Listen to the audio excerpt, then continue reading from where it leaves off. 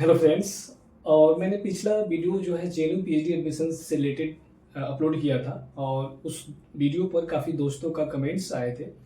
और उस कमेंट्स को अगर मैंने पढ़ा तो उसमें एक जो मेजर थीम मुझे दिखा, जो सभी दोस्तों का कंसर्न था या डाउट्स कहें आप, कि रिसर्च प्रपोजल से रिलेटेड काफ़ी क्वेश्चन आए थे। और उस वीडियो के बारे में एक इंटरेस्टिंग चीज़ बताऊं कि मेरा यूट्यूब चैनल पर मैंने काफ़ी वीडियो अपलोड किया है, लेकिन उस वीडियो में फर्स्ट बार था जिसमें लाइक्स से ज़्यादा कमेंट्स आए थे। और उसमें काफ़ी सारे कमेंट्स आए थे और इससे पता चलता है और कहीं ना कहीं यह बात दर्शाता है कि आप लोग पीएचडी एडमिशन को लेकर जो काफ़ी डाउट से आप लोग गुजर रहे हैं, काफ़ी कंसर्न है आप लोगों का। मैं कोशिश करता हूँ अपने वीडियो के माध्यम से आप लोगों के डाउट्स और कंसर्न को एड्रेस करूँ।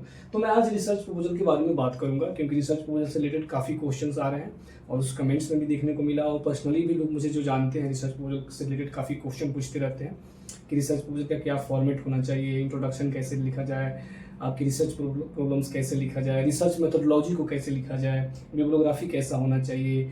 ज़्यादा क्वेश्चन फॉर्मेट से रिलेटेड ही आता है कि फॉर्मेट क्या होना चाहिए, कौन सा फॉर्मेट फॉलो किया जाए। तो इस सब जो पॉइंट्स हैं उसी को मैं एड्रेस करने की कोशिश करूँगा काफ़ी ब्रीफली, क्योंकि रिसर्च प्रपोजल पर अगर बात किया जाए तो 1 घंटा भी कम है, क्योंकि रिसर्च प्रपोजल के अलग अलग एस्पेक्ट होते हैं और उस पर अगर डिटेल से बात किया जाए तो काफ़ी समय लगेगा। लेकिन मैं ब्रीफली कोशिश करूंगा कवर करने के लिए, और मैंने कुछ पॉइंट्स नोट्स डाउन किए हैं जो रिसर्च प्रपोजल से संबंधित है और उसके ऐसे पॉइंट्स हैं जो काफ़ी इंपॉर्टेंट है। आप किसी भी सब्जेक्ट में रिसर्च प्रपोजल बनाना चाह रहे हैं, यह पॉइंट आपको मदद करेगा, डेफिनेटली मदद करेगा। तो ध्यान से मेरी बातों को सुनिएगा आप लोग। और मैं जो अगर आप कहें जो जनरल कंसर्न है, एक तो सबसे बड़ा कंसर्न है कि फॉर्मेट क्या होना चाहिए रिसर्च प्रपोजल का, दूसरा कि कितने वर्ड्स का होना चाहिए, तीसरा कि आप तीसरा अगर देखा जाए तो उसमें आपके कितने पेज के होने चाहिए। ये सब जनरल कंसर्न है, सबको मैं एड्रेस करने की कोशिश करूंगा। तो जो देखिए, सबसे पहले रिसर्च प्रपोजल क्या होता है। रिसर्च प्रपोजल अगर कहा जाए तो अगर आप पीएचडी एडमिशन कहीं भी लेना चाह रहे हैं तो इंटरव्यू में आपको रिसर्च प्रपोजल देना पड़ता है इंटरव्यू से पहले, और उसी रिसर्च प्रपोजल को आपको डिफेंस करना पड़ता है। बेसिकली एक प्लान होता है जो आप बताते हैं, आप अपना प्लान कि हाँ मेरा क्या क्या करना है और क्यों करना है और कैसे करना है। तो देखिए, अगर बात किया जाए अगर फॉर्मेट की, तो देखिए अलग अलग फॉर्मेट लोग इस्तेमाल करते हैं, लेकिन इसमें जो सबसे इंटरेस्टिंग चीज़ है और सबसे इंपॉर्टेंट एस्पेक्ट है फॉर्मेट से रिलेटेड, उसमें दो चीज़ें हैं। अगर ड्यू में अगर आप अप्लाई कर रहे हैं तो ड्यू के अलग अलग जो डिपार्टमेंट है सभी फॉर्मेट निकालते हैं कि किस फॉर्मेट में रिसर्च प्रपोजल मांगते हैं। तो उनके डिपार्टमेंट में अगर आप जाकर देख लें तो डिपार्टमेंट में मिल जाएगा। जैसे डिपार्टमेंट ऑफ पॉलिटिकल साइंस है तो डिपार्टमेंट ऑफ पॉलिटिकल साइंस हर साल फॉर्मेट निकालता है कि किस फॉर्मेट में उनको रिसर्च प्रपोजल चाहिए, तो उस फॉर्मेट को देख लीजिए। अगर नहीं मिल रहा है तो कोशिश कीजिए किसी सीनियर, अगर कोई वहाँ पीएचडी कर रहा है, उनको अप्रोच करने के लिए और उनसे बात करने के लिए कि फॉर्मेट मिल जाए। मैंने पिछले बार जो उनका फॉर्मेट था उस पर मैंने एक वीडियो बनाया था, उस वीडियो का लिंक जो है इसके डिस्क्रिप्शन में डाल दूंगा, तो आप लोगों को आइडिया लग जाएगा किस फॉर्मेट में वहाँ रिसर्च प्रपोजल माना जाता है। बात करते हैं जेएनयू का। तो देखिए, जेएनयू का जो है यहाँ पर अलग अलग सेंटर अपना रिसर्च प्रपोजल के लिए कोई फॉर्मेट, स्टैंडर्ड फॉर्मेट बताता नहीं किस फॉर्मेट में उनको चाहिए। लेकिन एसआईएस जो है, स्कूल ऑफ इंटरनेशनल स्टडीज, आपके जेएनयू के अंदर उनके पास एक रिसर्च मैनुअल्स है। और उस रिसर्च मैनुअल में अगर आप जाइएगा चैप्टर 3 देखिएगा तो उसमें रिसर्च प्रपोजल या जिसको रिसर्च सिनॉप्सिस भी बोलते हैं, उससे रिलेटेड आपको वहाँ पर फॉर्मेट मिल जाएगा।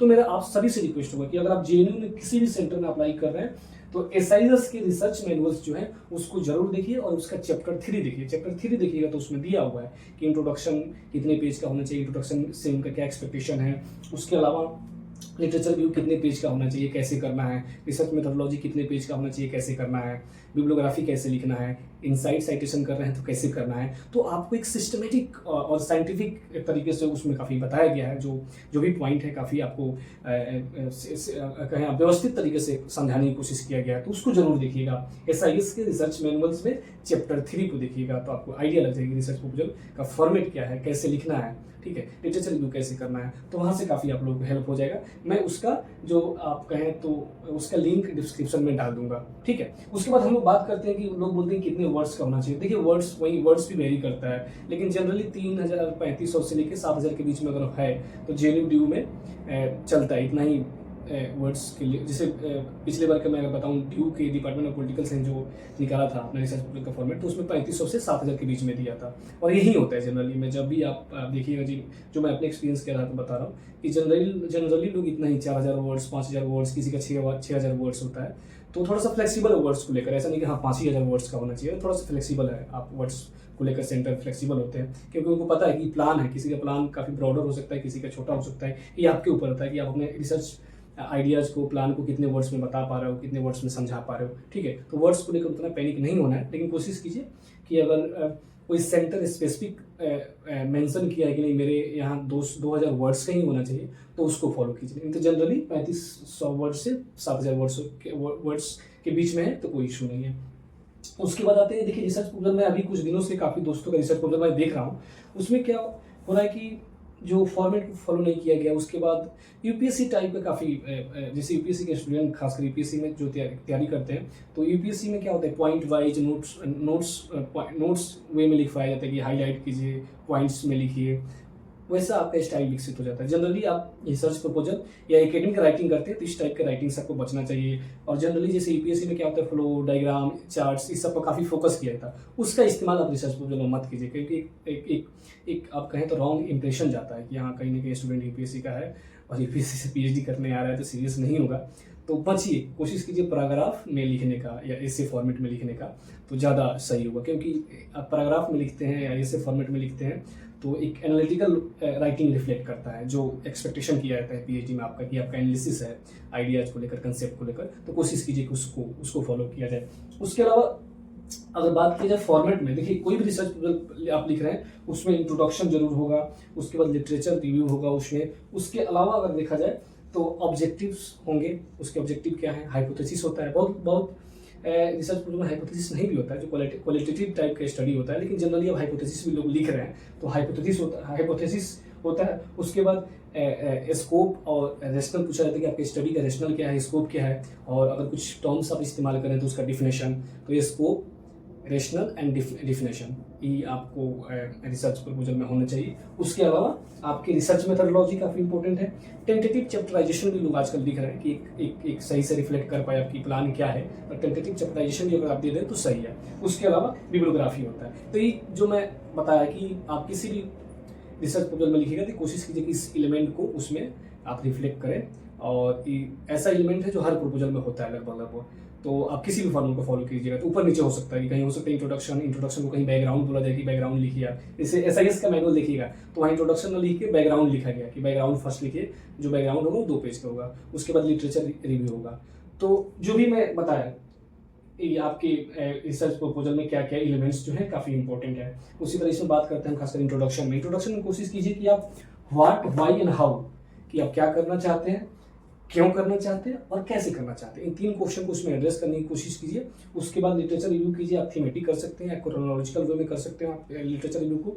और उसके बाद आपका ऑब्जेक्टिव लिख दीजिए, हाइपोथेसिस लिख दीजिए। उसके बाद अगर आप बात की जाए रिसर्च मेथोडोलॉजी बेसिकली क्या होता है, रिसर्च मेथोडोलॉजी में बहुत डीप नॉलेज उनको नहीं चाहिए, क्योंकि रिसर्च मेथोडोलॉजी काफ़ी ब्रॉडर सब्जेक्ट अपने आप में है, जो कोर्स वर्क में आप लोगों को पढ़ाया जाता है पीएचडी एडमिशन के बाद। तो आप कोशिश कीजिए कम से कम आप जिस टॉपिक पर काम करना चाह रहे हैं तो उस टॉपिक में डाटा कैसे कलेक्ट करना है आपको कम से कम आइडियाज हो। उसके बाद रिसर्च डिजाइन आपका क्या होगा, क्वालिटेटिव होगा, क्वांटिटेटिव होगा, इसका बेसिक आइडिया आपके पास होना चाहिए। और इसके लिए आप एक रंजीत कुमार का रिसर्च मेथोडोलॉजी का बुक आता है, बहुत बेसिक बुक है, इंग्लिश हिंदी मीडियम दोनों मीडियम के स्टूडेंट पढ़ सकते हैं उस किताब को। रंजीत कुमार की किताब है, आपको उसको देख लीजिए आप, वहाँ से आपको आइडिया लग जाएगा कि रिसर्च क्वेश्चन क्या होते हैं, हाइपोथेसिस क्या होते हैं, लिटरेचर रिव्यू कैसे करना है, आपको उसी तरह बिब्लियोग्राफी कैसे करना है, सब उसमें आपको दिया गया है। रिसर्च डिजाइन क्या होता है, तो वहाँ से एक बेसिक आइडियाज लग जाएगा। क्वालिटेटिव मेथड क्या होता है, क्वांटिटेटिव मेथड क्या होता है, सर्वे मेथड क्या होता है, किस स्टडी क्या होता है, ये सब बेसिक अगर आपको पता रहेगा तो आपका इंटरव्यू भी अच्छा जाएगा और रिसर्च प्रपोजल भी काफ़ी अच्छे से रिफ्लेक्ट होगा। ठीक है। उसके बाद बिब्लियोग्राफी में भी ध्यान रखिए, आप कोशिश कीजिए कि एक ही फॉर्मेट में साइटेशन किया जाए। जैसे MLA होता है, शिकागो होता है, तो किसी एक फॉर्मेट में उसको आप लिखिए। ठीक है। नहीं तो कभी कभी क्या होता है, कुछ आप साइड कर रहे हैं, जो रेफरेंस दे रहे हैं वो आपका MLA है, कुछ 10 जो है शिकागो का है, 10 MLA का है, तो अच्छा इंप्रेशन नहीं बनाता है। उसके बाद एसआईएस मैनुअल देखिएगा तो उसमें दिया हुआ है क्या फॉन्ट साइज रखना है, स्पेस कितना होना चाहिए, इनसाइटेशन अगर कर रहे हैं तो आप कैसे करना है। ठीक है। टेंटेटिव चैप्टराइजेशन के बारे में भी दिया है, तो ये सब पॉइंट आप देख सकते हैं उसमें। और मैंने कोशिश किया कि रिसर्च प्रपोजल को जो भी इंपॉर्टेंट एलिमेंट्स है उसको आप लोगों के सामने रखूं और कैसे लिखना है।